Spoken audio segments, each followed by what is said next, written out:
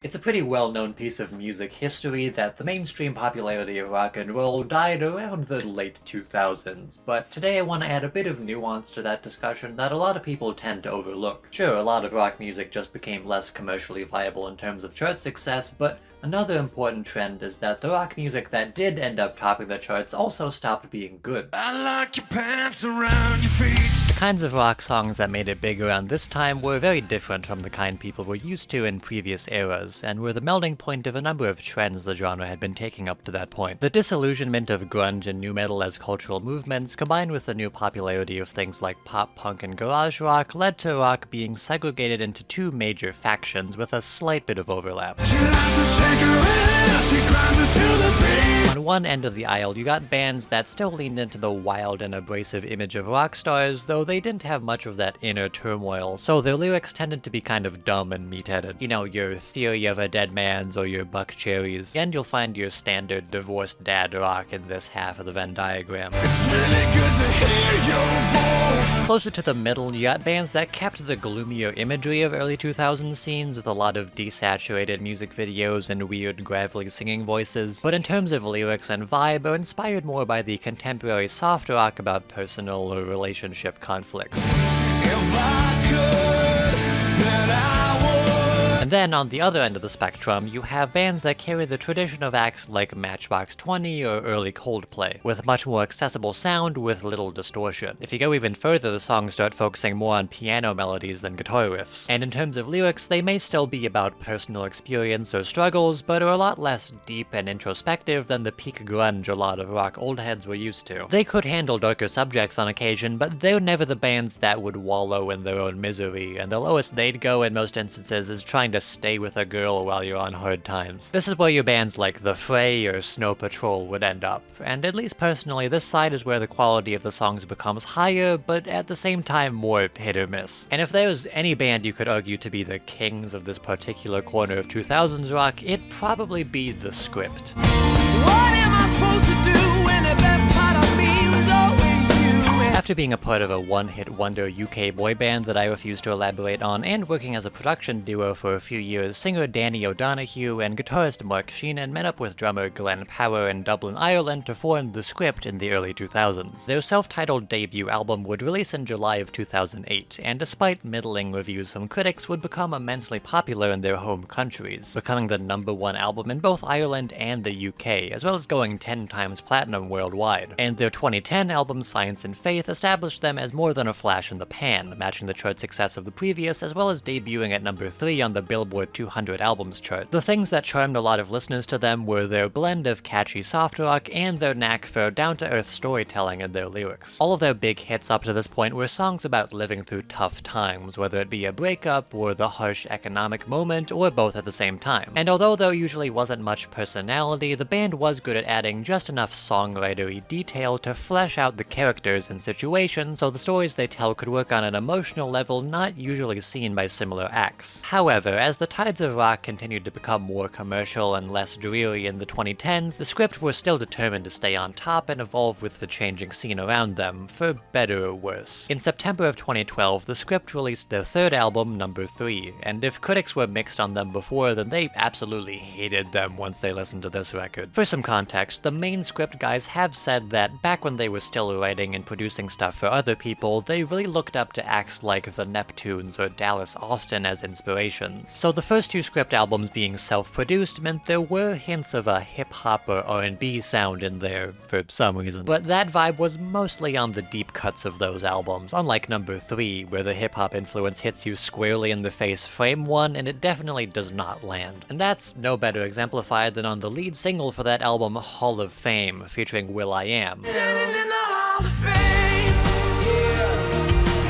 If you've been alive for the past 13 years, you know exactly why Hall of Fame is a bad song. It's yet another hollow, pump-up anthem that doesn't actually say anything despite the loud, epic production trying to trick you into thinking it's profound and it gave you some helpful pick-me-up, when realistically all the song did was ruin high school graduations forever. And them leaning into the hip-hop influence did more than just wring out all of what little personality they had, because on the third single, If You Could See Me Now, they actually try their hand at rapping. Tattooed on my arm is a charm to disarm all the harm. Gotta keep myself calm, but the truth as you're gone. I'm kinda softer on this song since it's about dealing with their real-life grief, but that doesn't fully excuse how distractingly cringe this is. If you couldn't tell these guys were pasty Irishmen, you definitely can now. Music critics did not take to this new sound, and it reviewed accordingly, but that still didn't stop the album from reaching similar success as the previous releases. And comparatively speaking, Hall of Fame wasn't their biggest hit ever, but its universal nature made it so you still hear it played on occasion to this day, which the fact that it's incredibly overplayed isn't helping me like it at all. Then, in 2014, they'd release their fourth album, No Sound Without Silence, which would be them continuing this new direction for their sound, and would score them both more of the same album chart success and yet another hit with the lead single Superheroes. When you've been fighting for it all your life, you've been struggling to make things right.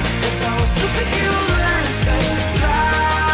This album even made the critical consensus a bit more positive, and by that I mean they gave this one a 5 or 6 out of 10 instead of a 3 or 4. But even with the album keeping their popularity relatively steady, it was clear by this point that the hype around the script was starting to slow down, and the reputation wasn't the only thing that was losing steam. By this point, the script had been releasing an album once every 2 years, and touring constantly in between those records. Hell, all the tracks on their fourth album were initially recorded in their tour bus while they were doing shows to promote the previous record. The boys in the band were naturally starting to get burnt out, so that, on top of Danny needing throat surgery that prevented him from singing for a bit, meant the band would go on hiatus in the end of 2015. They wouldn't do anything public regarding new music until the middle of 2017, and in the 2 years they were away, a lot of things would begin to change around them, both in terms of music and the world at large. The kinds of things that topped the charts in the mid-2010s that could be considered rock were very different from what the script were mainly inspired by. The songs got a lot more tightly produced and leaned heavily on pop songwriting and catchy hooks, with not that much in terms of deeper emotional substance. And you could see the script leaning into this on their last 2 albums, very clearly trying to get a piece of that One Republic pop rock pie, but by 2017 the biggest quote-unquote rock hit of that year was Believer by Imagine Dragons, so what the public wanted from a band like them had shifted pretty significantly. And plus, arena pop rock like that was almost always overshadowed in terms of musical influence by the rise of producer-driven gloomy EDM like Calvin Harris or the Chainsmokers, a trend that was also just starting by the time the script went mainstream, and by 2017 was the sound a lot of major artists were starting to take cues from. The other important factor to keep in mind is, more generally, the state of the world, especially in the United States. I'm not sure how read up you are on your history, but you may recall that in January of 2017, reality TV star and real estate mogul with no political experience Donald Trump was inaugurated as the President of the United States after losing the popular vote, a move that's been seen in hindsight as rather controversial. Political tensions were the highest they had ever been before this point, and the wildly unpopular policies Trump put in place early into his term only added more fuel to that fire. All of this political division was enough to catch the notice of the script, who were back in America to finally work on new music during and after the Trump inauguration. They talked to the press about how unavoidable all the country's division was, and how it impacted the kind of music they wanted to write. The band even has stories where on multiple occasions the producers they were working with would abruptly leave the sessions to go to marches and protests. So for this next record, the script wanted to try and spread a message about tolerance and unity. In fact, one of the first glimpses of this new era came when the band posted a teaser to social media with a clip of a new song explicitly about how America needs to be less divided.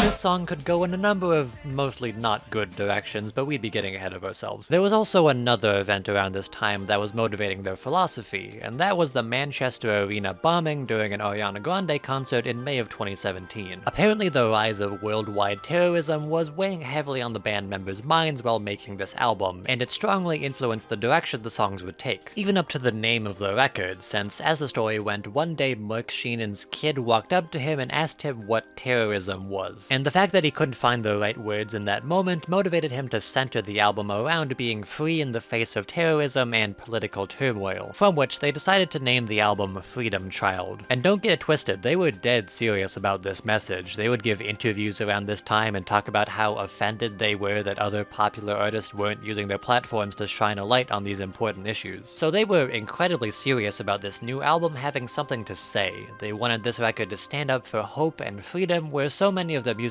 peers were staying silent. And so, the world finally got its first taste of the new activist era for the script when, on July 14th, 2017, the band would release their lead single from Freedom Child titled Rain.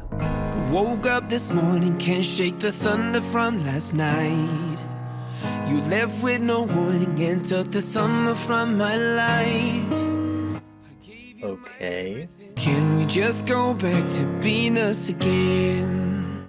Back to penis again? Cause baby, when you're gone, all it does is rain, rain, rain down on me. Each drop is pain, What are they doing? and it feels like Sorry, I must have accidentally turned on the new Shawn Mendes song by mistake, because I was under the impression that these songs would be about something. Or good? Why does his falsetto on the chorus sound like I left my car door open? each drop is pain, pain. Now, to be fair, the band themselves have admitted that Rain isn't really representative of the message of this album. And yeah, this is about what I would expect a script song in 2017 to sound like, but that's really my main issue. That Shawn Mendes comment wasn't for nothing, cause you may have noticed that the whole theme of freedom and authentically standing up for your beliefs are kind of at odds with the fact that this is a standard breakup song that sounds like every other dancehall-inspired track from 2017. In interviews after the song release, the band was seemingly really defensive about people saying they're trend-chasing the sounds of the day, literally telling people who said they sold out to fuck off. And it's funny, in these interviews, Danny's trying to soften the blow of the accusations, saying they're just trying new sounds, and that they're all creative sponges who love seeing what was cool from their peers in the industry. And meanwhile, you got Mark Sheenan ranting to an Irish newspaper like, well, fuck you, you try being a band for over a decade before you start talking shit. Where's your platinum records, numbnuts? And you know, I'll admit, it'd be a bit unfair to say that they sold out on this album. They actually sold out 2 albums ago. So with all that in mind, a song like this being the lead single sounds a bit like them playing it safe, which apparently didn't work, as the song only peaked at number 13 in the UK and Ireland and didn't chart at all on the Hot 100. And that makes sense, the hook is kinda weak and generic, and it doesn't really do anything interesting that 100 other Ed Sheeran-esque songs from the time weren't doing 10 times better already. So Rain isn't the best first impression in terms of music or message, but it'd be a bit preemptive to say that the record as a whole is doomed from one mid-lead single. The full album would officially release a few months later on September 4th, 2017, so let's see how this new sound gets introduced properly. The first track on the album is called No Man is an Island, about how you shouldn't close yourself off from people helping you after getting hurt. Still not a song about the thing they said the album would be about, but you know it's vaguely about coming together in the face of adversity, so I'll let it slide. Unfortunately, that's as fair as I think I'm gonna be for this song, since it's yet again not a good first impression. No man is an island. No one should be on their own. It similarly sounds like exactly every other song you'd hear on the radio in 2017, especially here since they decided to give the song a drop. No man is an island.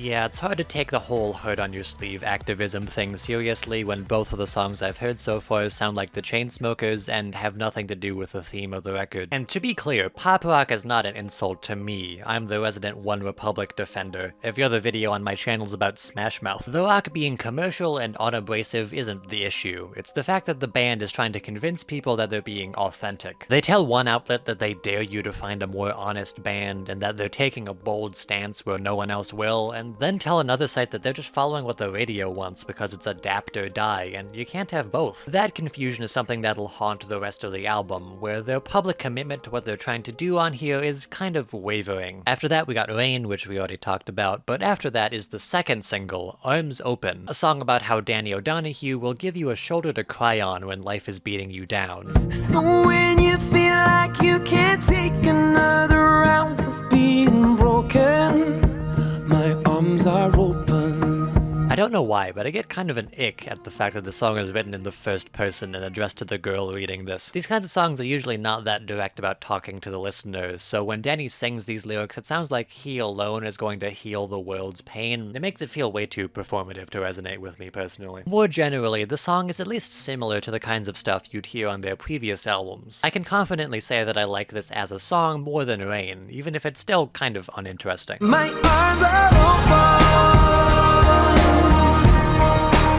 It at least feels like they aren't trying to sound like something they're not on here. And by that I of course mean they just want to make Hall of Famer superheroes again. The name of the song, at long last, it's Hall of Fame. Featuring Mr. Will.i.am, which he was kind enough to come along after we owed him a few quid.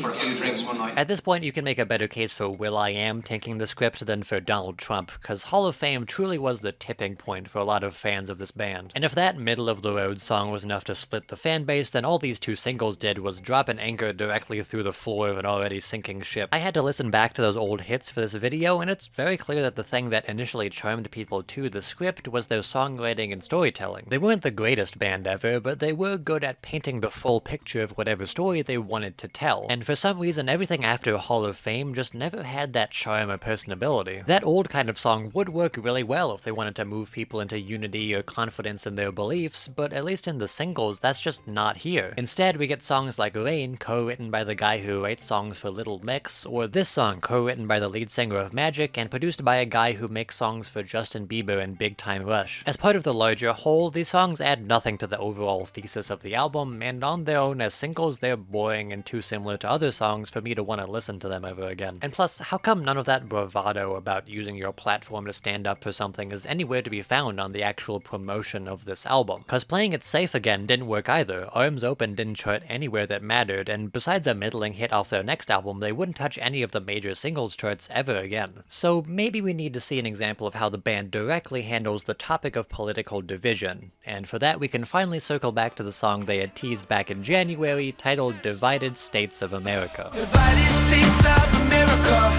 divided states of the world. If we don't all stand together, we will fall. If I'm being honest, I'm kind of surprised this wasn't a single. I mean, it's the song they initially teased the album with, so clearly they're proud of it, but I have a suspicion with nothing to back it up that they were planning for it to be a single before whatever force compelled them to give us the two songs we did get. Cause from what I've read, current events is clearly the thing that inspired the album's direction, and especially this song, cause even from the title you can tell how explicitly about all of that this is. But I've built this track up enough already, let's see what the band actually has to say about where we're at as a people. How many miles must I walk in your shoes for? I know how you feel, know how you feel it. So from the title and the chorus, you can see the song is about how America is too politically divided, and only if we start building bridges and standing together can we begin to solve the country's problems. Now, out of all the positions to have about the then current political climate, this is a fine one to make art about. It's clearly well-intentioned, and it's definitely a worthy thought to have on paper. However, after hearing people say things similar to this for close to a decade at this point, this kind of messaging is starting to feel really unhelpful. I'm sure this was an easier sentiment to have in 2017, back when this was only just starting, but in hindsight, saying the solution to our problems is that we have to come together is kind of a hollow and useless sentiment. Like, yes, a subset of people are being persuaded by the media to think Trump will solve all their problems, and getting them back to reality will help fight back against harmful policies, but the thing that actually solves these issues is enacting real change and punishing bad actors when people's rights get infringed. And granted, maybe that kind of real activist messaging doesn't make for the best lyrics to a radio-friendly pop rock song, but I mean, therein lies the problem, right? I know politics has gotten exponentially more stupid and scary since 2017, but even back then, there's always been a weird fallacy where people think that any debate is valid and worth having just because there are two sides that disagree with each other, when in reality some things are just true, so making it a debate about political sides is just a waste of time manufactured to justify harm to minorities and distract the average person from what's actually causing societal issues. So from my experience at least, a lot of the time when people champion us to get undivided and learn to listen to the other side's perspective, it isn't because they're actually saying it as a solution to these issues, they just don't like it that everyone's arguing so much. Plus, in interviews the band kept talking about how they weren't picking sides and that they're not a political band, which is always a good thing to say when asked about your song that's talking directly about American politics. It's like they wanted to write a song about the turmoil around them, but only to make a song acknowledging that the debate is in fact happening and pleading people to stop fighting so they don't have to hear it anymore. But the weird thing about that is, in the verses, there's a bunch of references to the idea that the people are waking up to the injustices of the world and are starting to fight back.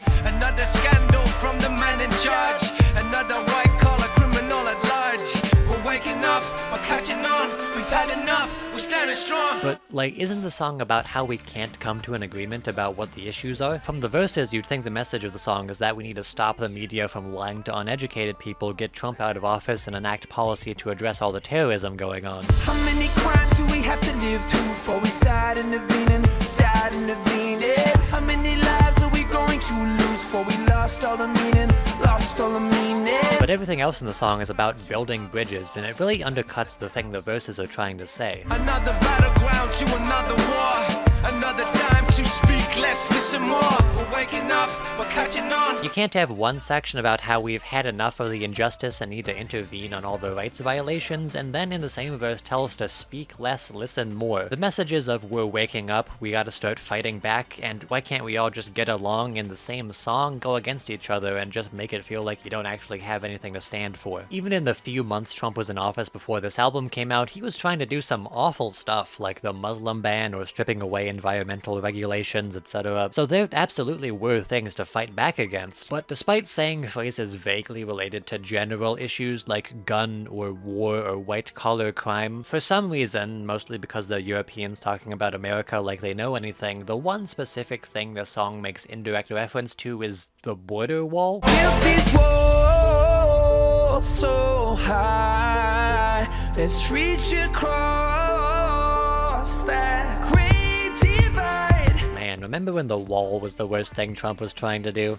Good times. Anyways, I think the big issue here is that the script just aren't the kind of songwriters to tackle this topic. They excel at intimate, down-to-earth storytelling, so these triumphant lyrics about sweeping social change are too general and incohesive to really give off an effective message. And what it does end up saying isn't the kind of thing to get anyone marching in the streets. And it also doesn't help to sell your new cause when your attempt at an anti-Trump plea for unity also sounds like you're trying to make Hall of Fame again. So we've only seen about a third of this album, and so far all the songs have been either middling or confused on what they want to be, so you might be asking yourself, what could the rest of this album even be like? Well, fortunately, or unfortunately depending on your view, most of the album is filled with songs of a similar vein to Rain. A lot of your standard radio-friendly dancehall or EDM-inspired songs about relationships or working to live your best life despite hardship. Like, there were two love songs, both with vague Christian imagery, one called Deliverance and the other called Eden. Blinded by temptation, and you gave me salvation. I finally found my Eden. There is a Jesus-y undercurrent to this album, but this is about as explicit as it gets. It's not like that's a new thing for them, but it still throws me off every time it comes up, despite how relatively frequently it happens. There's a song called Wonders about how he and his girlfriend are gonna finally explore the world and live full, exciting lives. Let's see the eight world wonders before we're 6 feet underwater. Man, you guys are making it real hard to believe that whole not trend chasing thing, cause I can pinpoint the exact artist, no, the exact song this is aping its style from. He said one day you'll leave this world behind, so live a life you will remember. Because in 2017, we didn't have enough songs that could be described as Avicii but bad. Also, and this is besides the point, but aren't there only 7 world wonders? Did they add a new definitive one in the last decade while I wasn't looking? Is the establishment finally recognizing Minnesota's world's largest ball of twine for the triumph of human achievement it always has been? We also have another Hall of Fame type beat titled Written in the Scars. Thank you to anyone who hurt me. This is a shout out to those who never cared. I got scrapes on my heart from all the battles. Wait, can it be? If it's hurting right now, it's gonna make us who we are. It's written in the stars. Yes, finally! Oh, I've been waiting for the perfect opportunity for this and it's finally here. Alright. This shit sounds like Imagine Dragons! Yeah, if you couldn't tell, a lot of these songs just don't have anything substantial for me to talk about, and unlike Rain or Divided States of America, they weren't the songs that were getting stuck in my head while making this video, mostly because all the songs on here suffer from the same general issue, which is that this change in sound does not suit the script at all. I've made it no secret that I don't like Hall of Fame or the effect its success had on the band, but regardless of my opinion, I can admit that that shift was at least a natural direction for them to take their style in. They were already kind of corporate sounding and kind of hip-hop and pop influence, so I at least get why they went from point A to point B, but this shift to this dancehall pop EDM stuff isn't natural at all, and it clearly isn't playing to their strengths as songwriters or musicians. Like, take this track, titled Rock the World, about how the band made it big after people said it couldn't be done. We rock the world.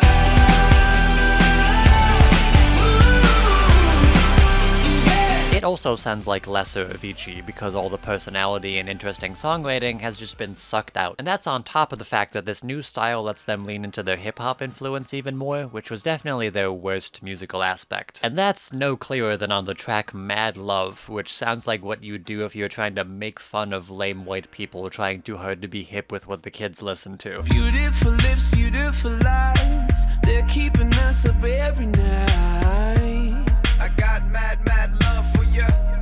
I got mad, mad love. There's really not much to analyze here, because it's just frankly cringe. You sure the guy from Magic didn't write this one too? Now, trying to go this pop is a very risky thing for any artist to do, but some have pulled it off in the past. For a pop example, Taylor Swift went from a country songwriter to one of the biggest pop stars of all time. And for you rock nerds who hate all pop music, Green Day was famously accused of selling out from their scrappy punk roots before going on to make some of their best material. But on the other hand, you could also compare the Scripps arc to artists like Liz Phair, whose music became progressively more pop and less good before completely cratering her reputation with a freedom child of her own. And for rock, as sacrilegious as it is to say, Smash Mouth were once ska punk darlings before progressively sanding down all their edges and eventually fading away after years of corporate oversaturation. The difference between these two lanes, I think, is whether or not the audience was there for the artist or the songs. Either this change of sound was a new arc for these people to go through in their storyline as public figures, or it's them looking at what's around them and changing what made their stuff work to score some easy points in the industry. I wouldn't go as far to say the Script are ungenuine here, but from what I can tell, they seem to fall into the latter camp way better than the former. But you know what, we've been talking a lot about the negatives of this album and this band, so I want to try and balance things out by talking about the one track on here that I think is genuinely pretty good. It's the 11th track on the album, titled Makeup, and it's the only time the ideas on this record really come together. It's also, coincidentally, the song that cuts back on the EDM stuff the most, aside from a couple really stupid vocal effects, because we can't have anything nice. No, you don't need makeup to cover your face, love. You're beautiful now, within and without. Be good to yourself, you're doing me proud. But no, I think the song really works. It's a slower, piano-ish ballad about people who are in their own ways hiding the fact that they're struggling, and the song is telling them not to hide their pain and to be their true selves. It's the one song on here that tells the kinds of stories that the Script are really good at writing about. I mean, one of the verses is about a trans woman who's afraid to come out. Always love to play dress up, but daddy's got something to say. You're not a screw-up boy, no more hiding away. But she's a queen in the skin of a king. And the second verse is also vaguely queer. Cause no one believes that she was born this way. Broaching something like that in 2017, back right before trans people became America's newest boogeyman, is enough to add some points for me, honestly. And like I said, pop isn't a dirty word in this house. I love all the funny synths in my funny synth songs, and I don't care if an artist isn't playing real instruments as long as the sounds they're making end up being good, but man, it feels nice to have a song that sounds like it was made by people, especially if it has subject matter like this. I swear, if this song had a drop on it, I would have retroactively become a conservative just so I didn't have to be on the same side as a song that bad. The thing that I'm learning from the fact that this song is good is that a more socially conscious era for the Script could have worked in theory. They were capable of narrowing their scope and making emotionally impactful music about the struggles regular people were facing, but instead they're too busy chasing sonic trends and making ham-fisted surface-level commentary on the state of the world at large. It's unintentionally really revealing how stark the contrast in quality is when they're playing to their strengths artistically versus when they're trying to be the poor man's Calvin Harris. Okay, we have one song left to look at, and I think I've saved a pretty interesting one for last. It's the final song on the record, the third single, and the title track, Freedom Child. It's the song directly inspired by that story where Sheenan's kid asked him what terrorism was, so fortunately we get one last glimpse at how the band tackles the issues of the day. Can't just go out, don't let them take your freedom child. Well, this is yet another superheroes-esque song about how the children need to make sure that no evil people break down their optimism and drive in order to take their freedom. And you know, that's at least a decent message to give in a song about how the younger generation shouldn't give in to fear and intimidation. It's kind of watered down by the fact that it sounds like a song from this album, and it's kind of hard to take the message of warding off terrorism seriously in a song that has a drop, but whatever. We've seen in other songs that this could have been done much worse, so let's reserve our judgment until a little later in the song. song, when they state their views on the issue of rising terrorism a bit more explicitly. Put a flower in the top of a gun, put confetti in an atomic bomb, yeah. It's time to change now, we've seen enough. Instead of war, we're declaring love, yeah. You fucking kidding me? It's hilarious that they mean this with their entire soul, because this is what you would write if you were satirizing how shallow this kind of messaging can be. I'm so glad I stuck through to see the script boldly standing up for what they believe in, only for them to walk on stage, say killing people is bad into the microphone, and immediately leave the venue. It will not surprise you that the critics didn't take to this album too well, but one comment in particular stuck out to me in the reviews I read, where one site compared this song and this whole album to the 2017 Kendall Jenner Pepsi commercial. I don't even think I need to elaborate on that comparison. That's a better criticism of the conceit of this album than anything else I could think to say. And with that, we've finally reached the end of Freedom Child. The album still went to #1 in the UK and Ireland, but peaked at number 58 on the Billboard album charts before disappearing off the list after a single week. And overall didn't sell nearly as well as their previous material. Like I said, the critics were pretty harsh about how the album fumbled its messaging. Some outlets were kinder, but most saw the record for the unfocused mess it is, and agreed it needed more time to get its ideas in order. After this point, none of their following singles made much of a splash anywhere, and while their next record was more of a return to form musically, none of their subsequent albums would chart at all in the US. Back in their home countries, they're still pretty big legacy stars, but they still sell way less than what they were before this album. And then later on, in 2023, Mark Sheenan would pass away from an undisclosed illness, which was a major blow to both the band and their fans, as well as marking a more true end to their tenure as a hit-making force. Now, an important question to ask after all of that is this shift something that could have worked for the script in some alternate universe? Well, sonically, not at all. Them writing the trends of the moment made them immediately dated and completely off base with what makes them good as a band. But in terms of lyrics and theme, we did see on at least one song that something like this could maybe be effective. They could have hypothetically transitioned to a more socially conscious version of their regular subject matter, talking about the personal struggles and disenfranchisement of people affected by rising tensions and changing societal pressures, but for whatever reason they decided to just go completely out of their depth in terms of the scope of the message. I can't say the band were inauthentic in their attempt at political messaging. From what I can tell, they genuinely had the best intentions with making this album, but if you're gonna try and browbeat Beyonce and Bono about how you're standing up to terrorism while they stay silent, but your grand message ends up boiling down to why can't we all just get along,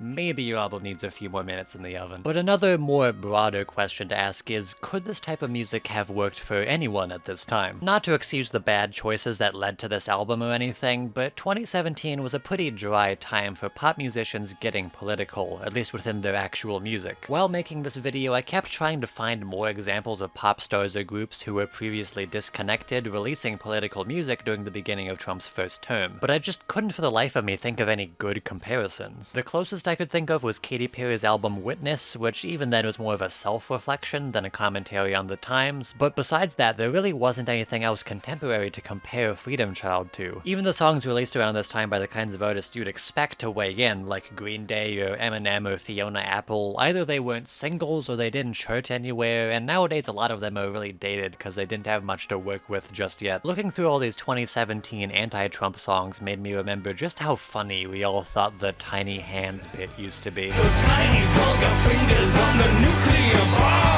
And more generally, just how many things should have ended his political career but didn't for some reason. Plus, all of this was way before artists like Lil Nas X or Chappell Roan were releasing implicitly political hits about being queer and anti-establishment, and before the charts would be briefly topped by bad, explicitly conservative songs by has-beens and one-hit wonders. There was a nugget of truth when the script talked about how almost no Hot 100 stars were writing songs about this stuff, and in a way they were perhaps ahead of the curve by making this album. However, being one of the first out the door still doesn't excuse the fact that the songs are all lifeless and generic, the themes of the album are muddy and unfocused, and what little messaging it did have unfortunately would not be what would finally bring upon 1,000 years of world peace. One thing that I really like when making these kinds of videos is getting the chance to appreciate what goes into artists that I otherwise wouldn't pay much mind to. Before making this video, I didn't really think about the script at all. I just lumped them in with the rest of the late 2000s soft rock scene and didn't really only look at any of their stuff with a serious critical lens. But after being forced to reevaluate them for this review, my opinion on them didn't change that much, but